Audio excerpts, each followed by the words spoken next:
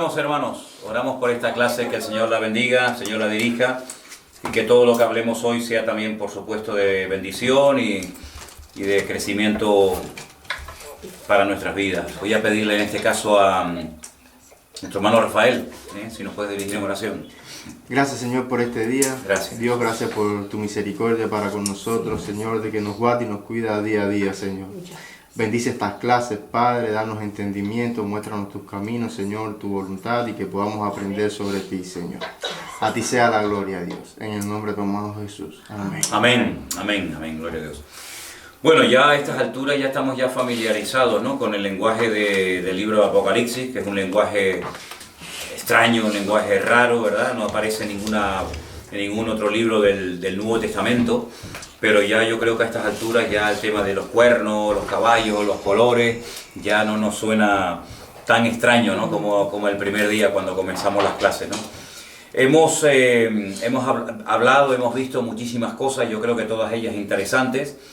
Por supuesto, algunas de ellas, vamos a decir, entre comillas, polémicas, ¿no? Porque sobre todo la gente que nos escribe, algunos de ellos nos dicen que es la primera vez en su vida que escuchan ciertas y determinadas explicaciones. Pero bueno, es bueno también a veces escuchar otras opiniones, otras interpretaciones de algunos textos de la Biblia, que bueno, que no todo el mundo interpreta igual, y creo que es bueno y enriquece mucho nuestras vidas el escuchar opiniones de otras personas, de otros comentaristas, de otros hermanos, porque a lo largo de la historia no todos los cristianos han opinado siempre igual sobre un pasaje, sobre un acontecimiento, y creo que es bueno saber las distintas posturas, ¿no?, distintas opiniones que hay. Tenemos aquí delante de nosotros 3 capítulos, que son el 11, el 12 y el 13 del libro del Apocalipsis. El 12 ya lo vimos en su día, cuando aparecía aquella tremenda señal en el cielo de una mujer vestida del sol, con la luna debajo de sus pies y en su cabeza, una corona de 2 estrellas, una mujer que estaba embarazada, que clamaba en medio de su angustia, por aquellos dolores tremendos, el dragón que la quiere matar, o la quiere hacer daño al niño. Ya explicamos de quién se trataba, pero este capítulo está en medio de 2 capítulos que a mí esta tarde, de una forma especial, me gustaría tocar. El capítulo 11 y el capítulo 13. Vamos a comenzar en esta tarde leyendo el capítulo 11, que es el capítulo de los famosos 2 testigos. Y me gustaría que yo voy a leer un versículo y cualquiera de ustedes rapidito va a leer el siguiente, ¿de acuerdo? Estamos en Apocalipsis capítulo 11, los 2 testigos. Entonces me fue dada una caña semejante a una vara de medir, y se me dijo: levántate y mide el templo de Dios y el altar y a los que adoran en él. Pero el patio que está fuera del templo, déjalo aparte y no lo midas, porque ha sido entregado a los gentiles, y ellos hollarán la ciudad santa 42 meses. Y daré a mis 2 testigos que profeticen por 1260 días, vestidos de cilicio. Estos testigos son los 2 olivos y los 2 candelabros que están de pie delante del Dios de la tierra. Si alguno quiere dañarlos, sale fuego de la boca de ellos y devora a sus enemigos. Y si alguno quiere hacerles daño, debe morir él de la misma manera.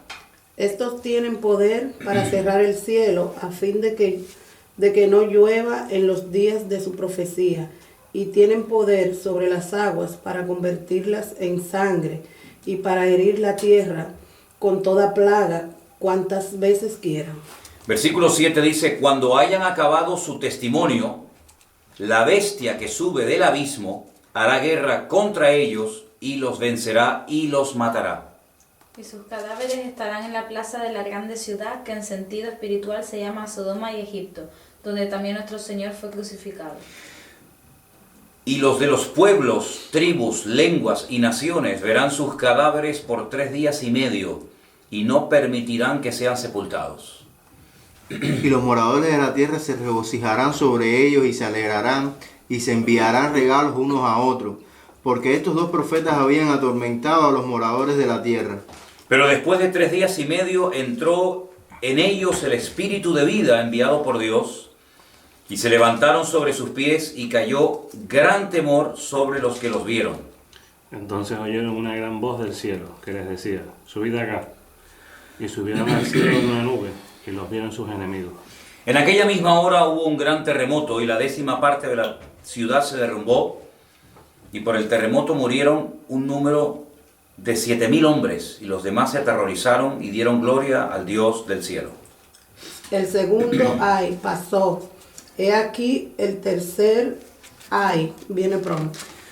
Bueno, en el capítulo 11 de Apocalipsis, donde hemos leído ahora, se nos habla de estos dos testigos, y nos dice el versículo 4, ¿verdad?, que estos dos testigos son los dos olivos, y también son los dos candeleros que están en pie delante del Dios de la tierra.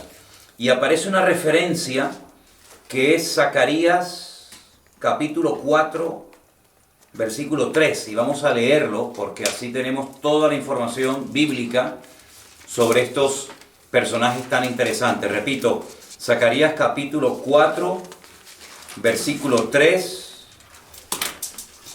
la palabra de Dios dice lo siguiente: y junto a él 2 olivos, el uno a la derecha del depósito y el otro a su izquierda. Proseguí, hablé diciendo a aquel ángel que hablaba conmigo: ¿qué es esto, Señor, Señor mío? Y el ángel que hablaba conmigo respondió y me dijo: ¿no sabes qué es esto? Y dije: no, Señor mío. Entonces respondió y me habló diciendo: esta es la palabra de Dios a Zorobabel, que dice: no con ejército ni con fuerza, sino con mi espíritu, ha dicho el Señor de los ejércitos. ¿Quién eres tú, oh gran monte? Delante de Zorobabel serás reducido a llanura. Él sacará la primera piedra con aclamaciones de gracia, gracia a ella. Vino palabra del Señor a mí diciendo: las manos de Zorobabel echarán el cimiento de esta casa y sus manos la acabarán. Y conocerás que el Señor de los ejércitos me envió a vosotros. Porque los que menospreciaron el día de las pequeñeces se alegrarán y verán la plomada en la mano de Zorobabel. Estos 7 son los 2 ojos del Señor que recorren toda la tierra. Hablé más y le dije: ¿qué significan estos 2 olivos a la derecha del candelabro y a su izquierda? Hablé aún de nuevo y le dije: ¿qué significan las 2 ramas de olivo que por medio de los 2 tubos de oro vierten de sí aceite como oro? Y me respondió: ¿no sabes qué es esto? Y le dije: Señor mío, no. Y él dijo: estos son los 2 ungidos que están delante del Señor de toda la tierra. Bueno, esta es toda la información que nos da la Biblia acerca de estos 2 personajes. Nosotros creemos, siempre decimos que lo que crean los demás en cualquier iglesia o denominación, que el Señor les bendiga y lo respetamos, pero nosotros creemos que se trata de 2 personas literales. No creemos que esto es algo simbólico, aunque hay mucho de lenguaje simbólico que adorna y proporciona información a lo que estas 2 personas van a hacer.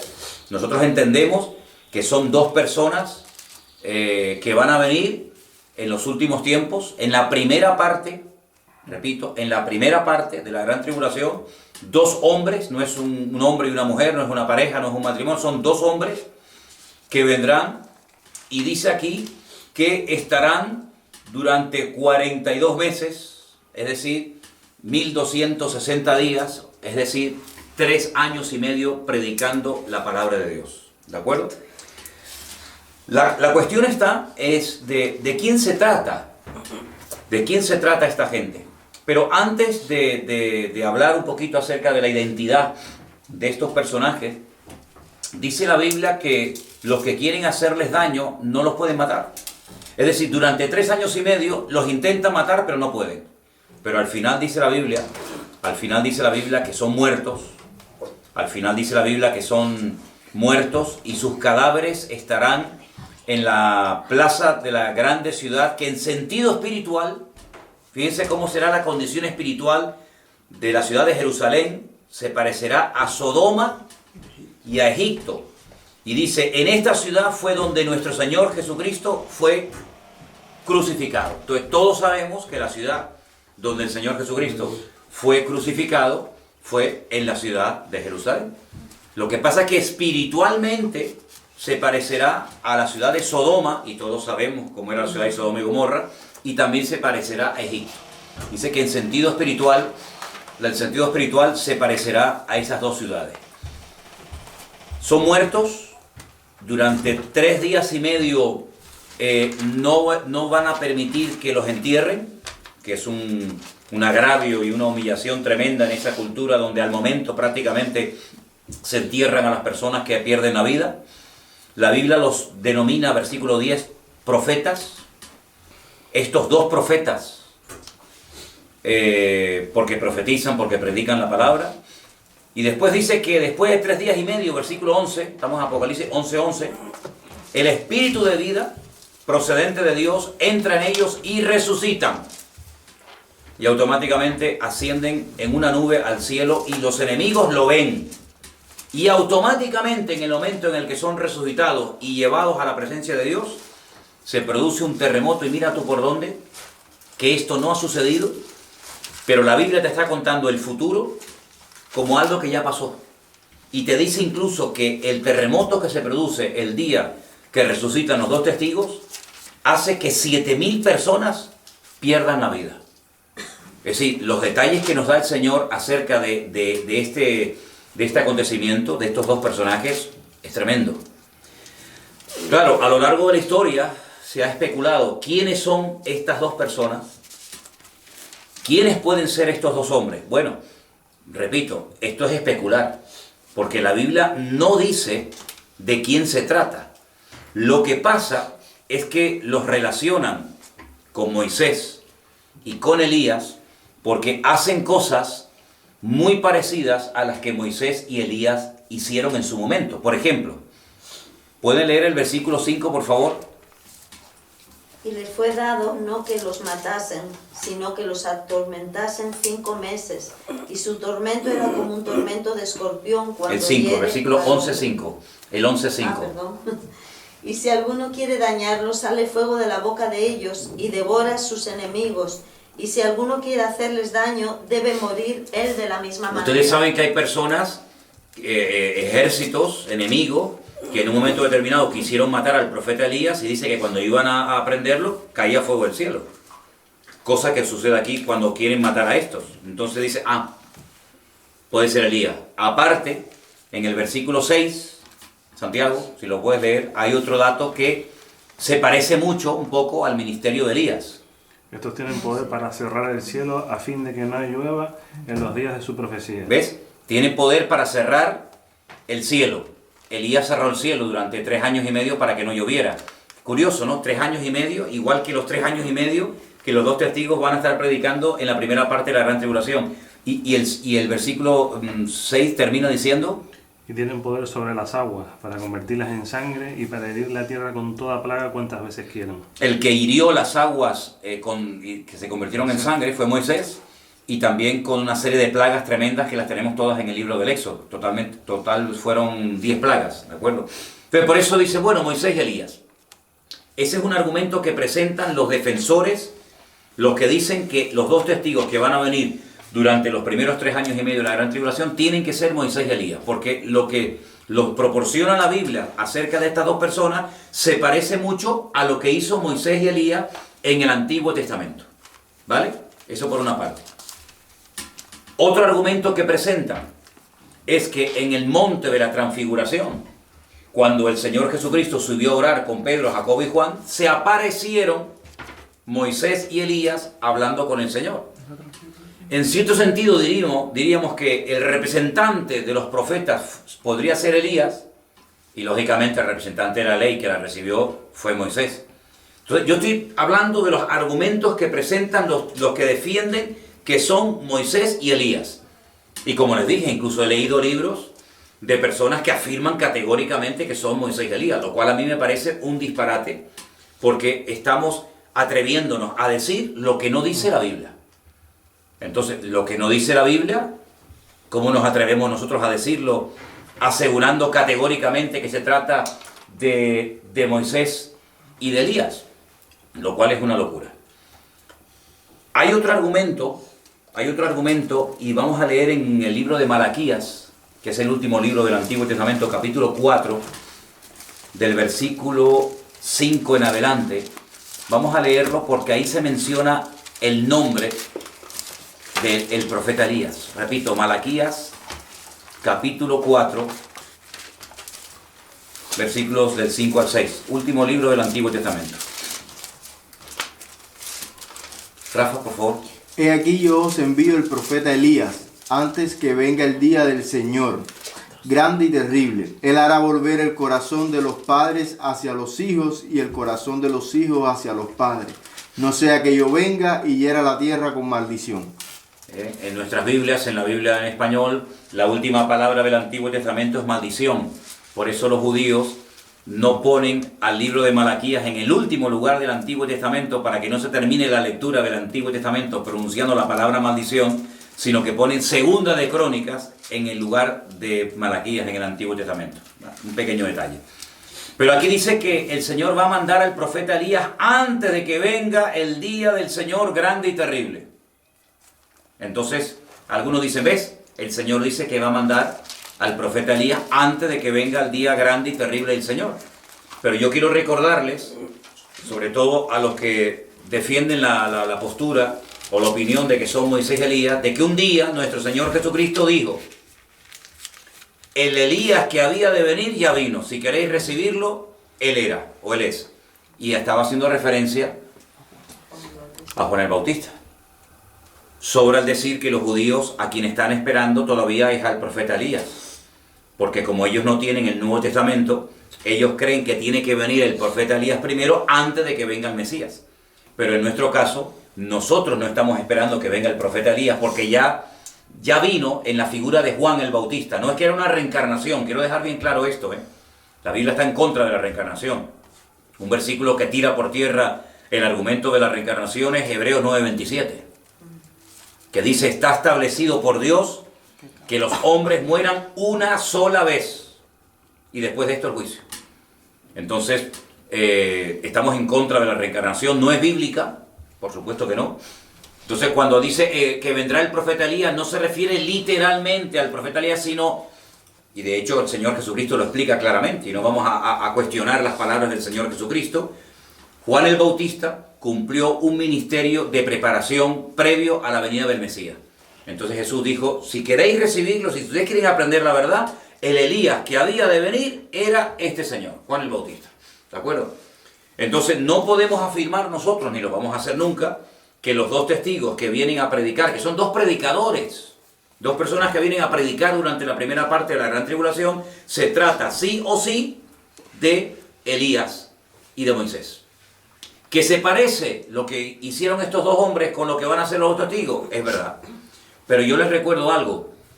La Biblia dice que Moisés murió. Elías no. La Biblia dice que el Señor arrebató en un carro de fuego al profeta Elías, se lo llevó vivo a su presencia, y el que ocupó su lugar fue el profeta Eliseo. ¿Se acuerdan, verdad, hermanos? Sí. Pero la Biblia dice que Moisés murió. Que nadie sabía dónde murió, porque dice que subió solo al monte y el Señor se encargó, digamos, de sepultarlo, de esconderlo. También es verdad.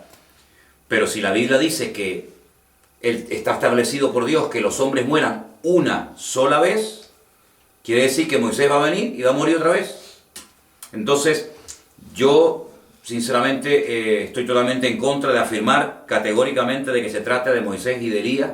Primero, porque la Biblia no lo dice. Y en segundo lugar, porque no hay ningún texto bíblico que avale y apoye nuestra opinión. Y entonces sabemos que nosotros tenemos que creer y afirmar cosas que la Biblia diga. No mi parecer, mi postura doctrinal en cuanto a un tema, sino cosas que se ciñan a la palabra de Dios. Otro argumento, otra persona que dicen, bueno, puede ser Enoc. Enoc es un personaje que en el Antiguo Testamento también desapareció, como parecido a lo que le pasó al profeta Elías. Génesis, capítulo 5, verso 24, Santiago, si lo podemos leer, por favor. Génesis 5, versículo 24.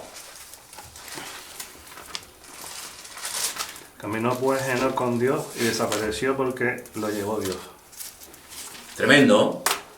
Caminó Enoc con Dios y Dios se lo llevó a su presencia vivo. La Biblia no dice que Enoc muriera. Entonces hay otras personas que dicen, bueno, como Enoc no murió y como Elías no murió, entonces ya descartamos a la persona, a la figura de Moisés, y los dos testigos son uno Elías y otro Enoc, pues como no murieron, pues tienen que venir a la primera parte de la Gran Tribulación y los dos morir. Mira, vamos a ver, yo no digo que no puedan ser, Yo no estoy diciendo que no puede ser Elías y que no puede ser Enoc, no estoy diciendo eso. Porque es verdad que curiosamente los dos personajes del Antiguo Testamento que no murieron fueron estos dos. Y la Biblia dice que no, lo dice en la carta, esa pequeña cartita que tenemos en el Nuevo Testamento llamada la carta a Judas, la Biblia dice que él profetizó, que él habló acerca de la venida, de la segunda venida del Mesías, de la segunda venida del Mesías, del Señor Jesucristo. Puede ser Enoc, ¿por qué no? Puede ser Elías, pero no podemos afirmarlo con ningún texto de la Biblia. Entonces, ¿qué más da? Yo digo, ¿para qué entrar ahora a especular? ¿Para qué entrar ahora a afirmar cosas que la Biblia no dice? Mira, lo que sí sabemos que son dos hombres, dos personajes de carne y hueso, que estarán predicando en la primera parte de la gran tribulación, que durante 3 años y medio intentan matarlo y no pueden con ellos, que finalmente los matan, que durante 3 días y medio no los dejan enterrar, que finalmente resucitan y que se van a la presencia del Señor. Punto. Eso es lo que nos interesa saber.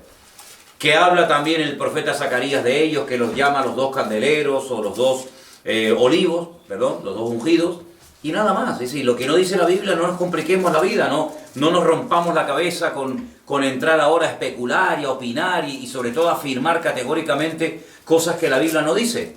Lo que tenemos que saber es lo que la Biblia dice. Y lo que la Biblia no dice, lo dejamos en punto suspensivo y ya el tiempo nos dirá de quién se trataba estas dos personas. Amén, hermano. Amén. Nada más que eso. El capítulo 12 lo tratamos en la última clase. Dijimos que la mujer era Israel y que el niño era el Señor Jesucristo. Eso está más claro que el agua.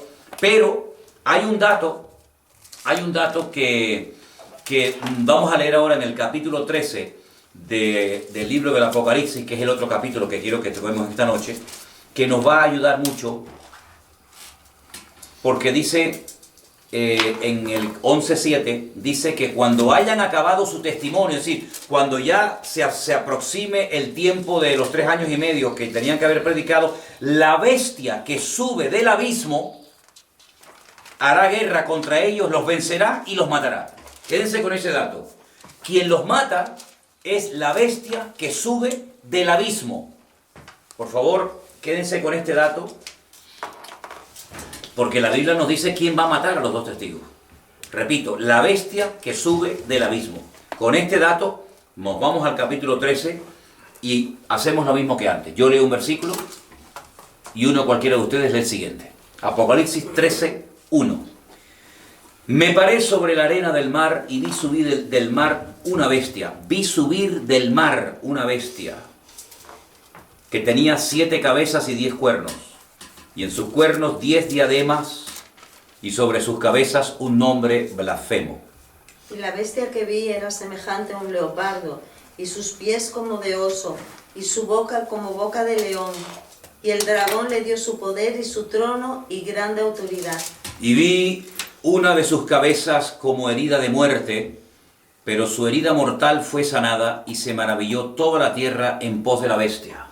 Y adoraron al dragón que había dado autoridad a la bestia. Y adoraron a la bestia diciendo, ¿quién como la bestia y quién podrá luchar contra ella? También se le dio boca que hablaba grandes cosas y blasfemias, y se le dio autoridad para actuar 42 meses. Y abrió su boca en blasfemias contra Dios para blasfemar de su nombre, de su tabernáculo y de los que moran en el cielo. Y se le permitió hacer guerra contra los santos y vencerlos. También se le dio autoridad sobre toda tribu, pueblo, lengua y nación. Y la adoraron todos los moradores de la tierra cuyos nombres no estaban escritos en el libro de la vida del Cordero, que fue inmolado desde el principio del mundo. Si alguno tiene oído, oiga. Es decir, preste atención a lo que aquí se nos está diciendo. El capítulo 13 está perfectamente dividido en 2 sesiones.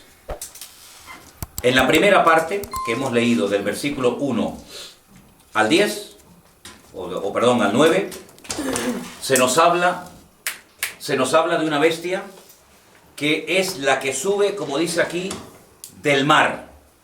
Sabemos que en el libro del Apocalipsis, cuando se nos habla del mar, se refiere de entre las naciones, de entre los pueblos, ¿de acuerdo? Tengan presente eso. La primera bestia de la cual nos habla en el versículo 1 es una bestia que sube del mar. Es decir, se levanta de entre los pueblos, de entre las naciones. tiene 7 cabezas, a diferencia de la bestia que vimos en el Apocalipsis que tenía una cabeza y 10 cuernos. ¿Por qué ahora tiene 7? Porque ya estamos al final de la historia. Y cada cabeza representa a un imperio. Y ya han pasado los imperios, que son los egipcios, los griegos, los babilónicos, los medos persas, etcétera, etcétera. Y ya se puede contar 7. Claro, cuando Daniel recibe la revelación en Babilonia, cuando él está allí cautivo, él recibe la revelación de una bestia que tiene una cabeza. Pero ya Juan mira hacia atrás y se da cuenta de que ya ha habido 7 imperios que han precedido a esta bestia, pero los 10 cuernos siguen siendo los mismos, ¿vale?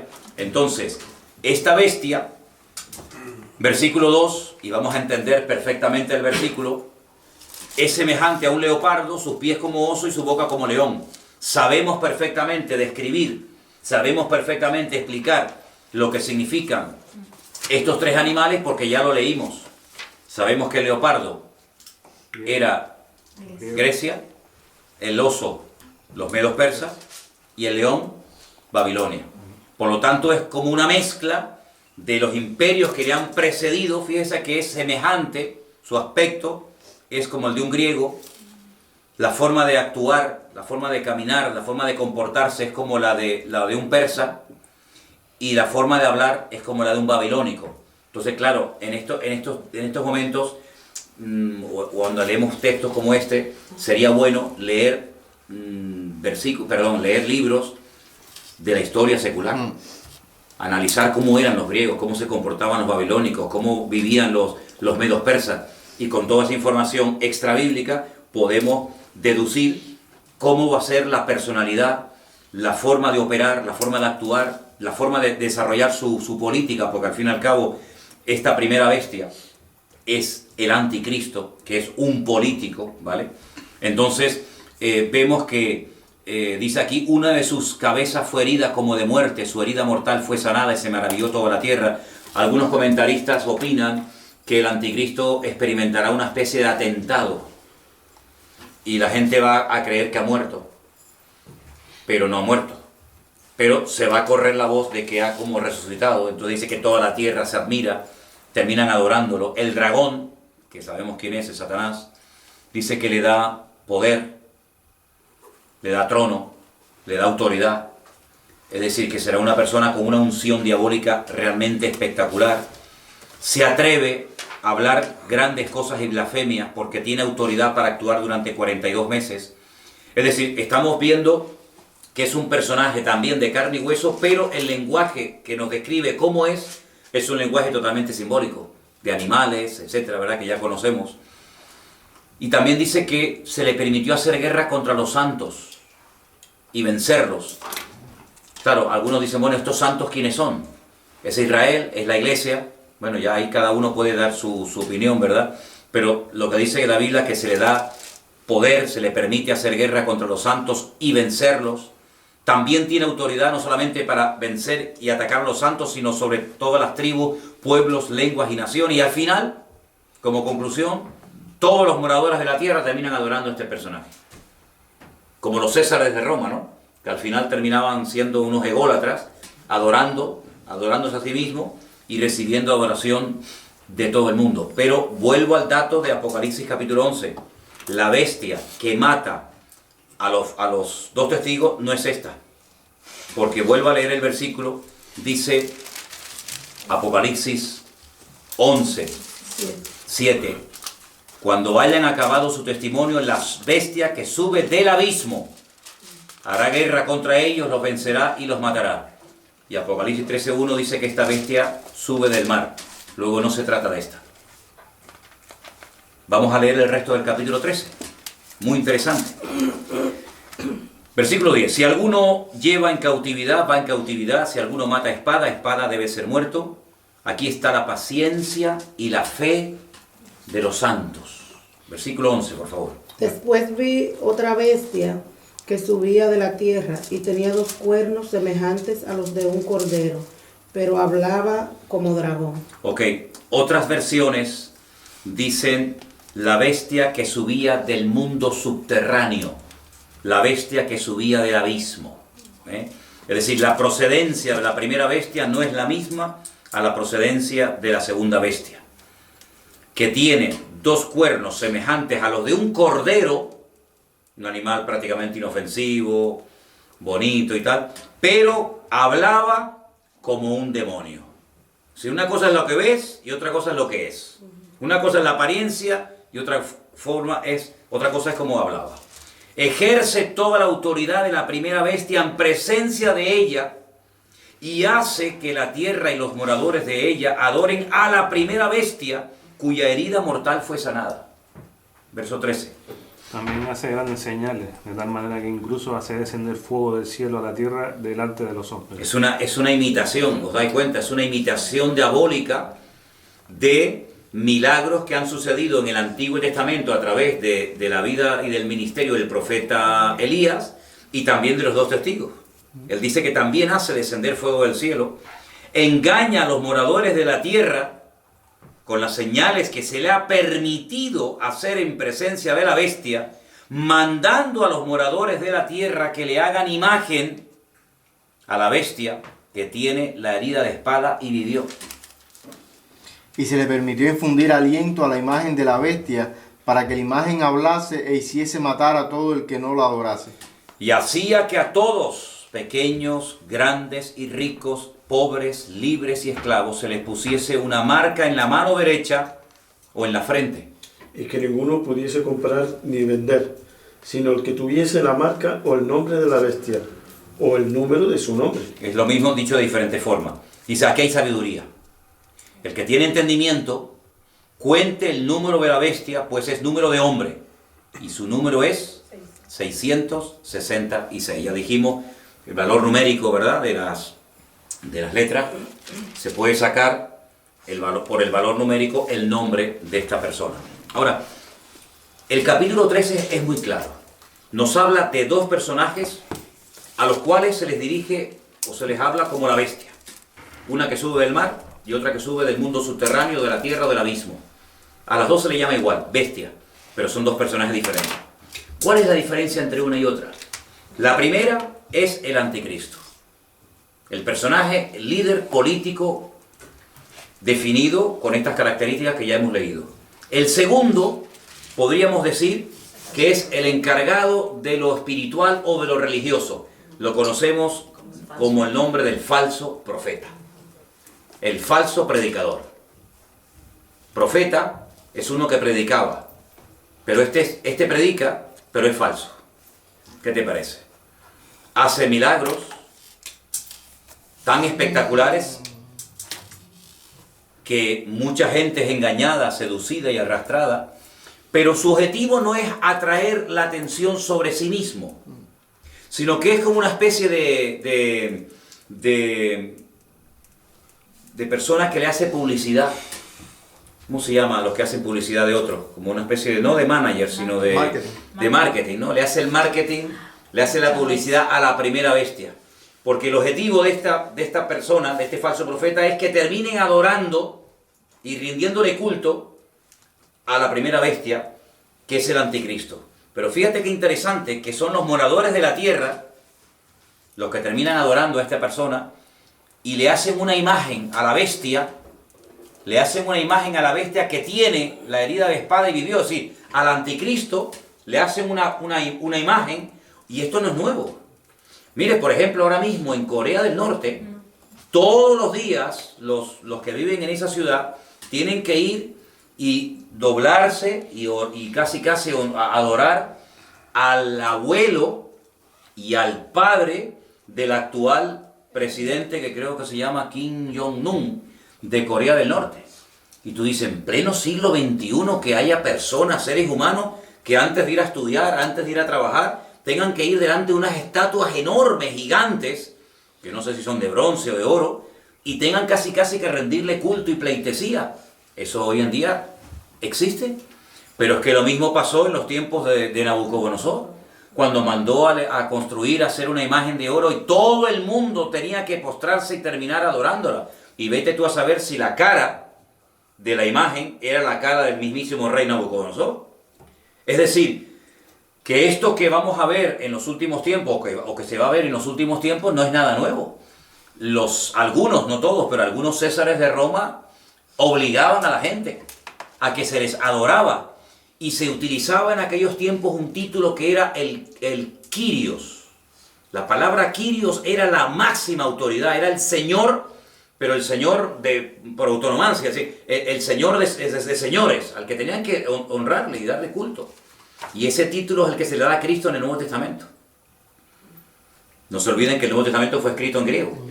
Y dice, al Señor, a tu Kyrios, adorarás, y a Él solo servirás. Pero los césares de Roma se llamaban Kyrios.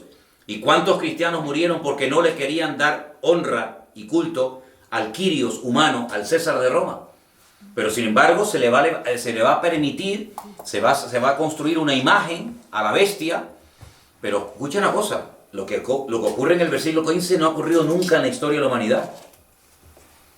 Se le permitió infundir aliento a la imagen de la bestia para que la imagen hablase e hiciese matar a todo el que no la adorase. Miles y miles de imágenes tiene, por ejemplo, la Iglesia Católica, pero ninguna de ellas habla. Sin embargo, en los últimos tiempos se le permite, cuenten, por ejemplo, en el capítulo 13, las veces que aparece la palabra se le permite, se le permitió, y la pregunta es, ¿quién es el que permite? Porque los demonios, cuando salieron del endemoniado gadareno, le pidieron permiso, y el Señor le permitió a los demonios que salieron del endemoniado gadareno para que entraran en aquella piara de cerdos y se precipitaran en el mar y se ahogaran. ¿Quién es el que permite todo esto? Satanás tiene que pedirle permiso a Dios. No puede hacer absolutamente nada, ni Satanás, ni sus demonios, ni mucho menos el anticristo, que es un esclavo, por así decirlo, de Satanás, ni el falso profeta, sin el permiso, sin la autorización de Dios. Entonces Dios permite ciertas y determinadas cosas aparentemente terribles, catastróficas, pero ¿para qué? Para que se cumpla la palabra de Dios. Dios es el que permite que el diablo llegue hasta este punto, pero hay momentos en los que también el Señor Jesucristo dijo en el Sermón del Monte, pero por causa de los escogidos, aquellos días serán acortados. Es decir, no es que el diablo pueda hacer lo que le da la gana y destruir y matar a tutiplén, sino que es el Señor el que dice, amigo, hasta aquí has llegado, ¿no? Entonces, estos dos personajes son, número uno, el anticristo, que es el encargado de todo lo relacionado con la política. Claro, algunos se preguntarán, pero bueno, si es un político, tendrá una sede de gobierno, tendrá un país o países que le van a apoyar. No te quepa la menor duda, no te quepa la menor duda. Yo creo que en este momento el continente que está más cualificado o capacitado o preparado para apoyar a un líder que tenga autoridad sobre muchas naciones, sin lugar a dudas, Europa. África está que da pena. Si África, eso es un desastre. En Latinoamérica no hay un líder hoy por hoy que sea capaz de gobernar a todos los países latinoamericanos. De hecho, hay países latinoamericanos que están enfrentados los unos contra los otros, ¿no?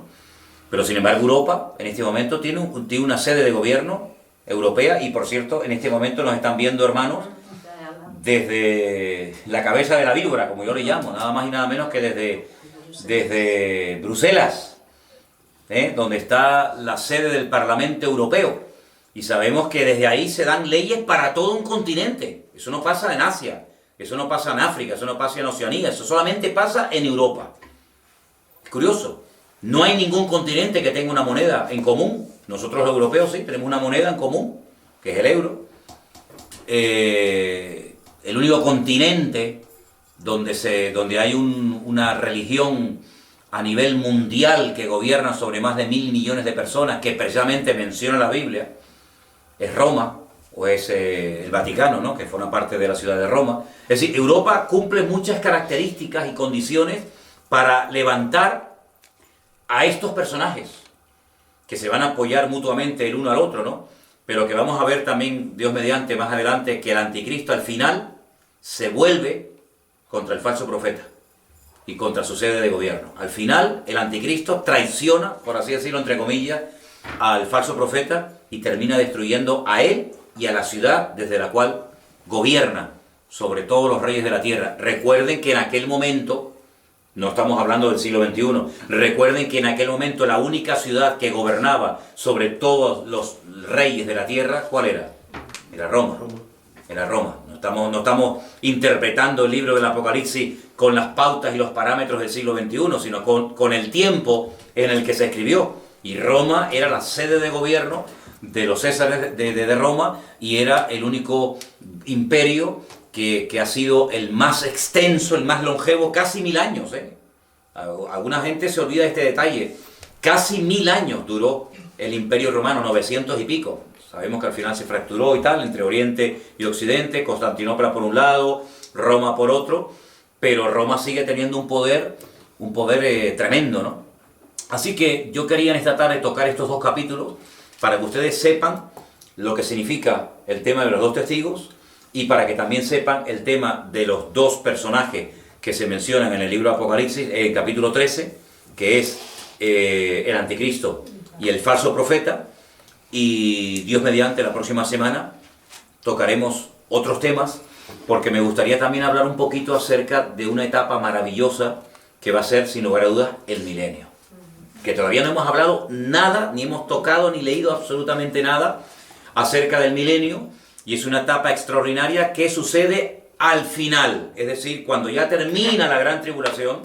Hicimos en su momento una lista en orden, más o menos, de cómo se van a desarrollar los acontecimientos, y recuerden que al final de los 7 años de guerra, de masacres, de gran tribulación, cuando viene el Señor, pone sus pies sobre el monte de los olivos, ¿verdad?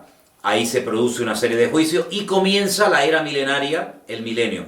Ahora, alguien hacía una pregunta muy interesante, y alguien preguntaba, recuerdo que decía, bueno, si el reino de Cristo es eterno, su reino no tendrá fin, el milenio sí tendrá fin. Yo quiero decir que en la Biblia muchas veces, hay primeramente, digamos, como un pequeño anticipo o botón de muestra de lo que posteriormente vendrá. Me explico.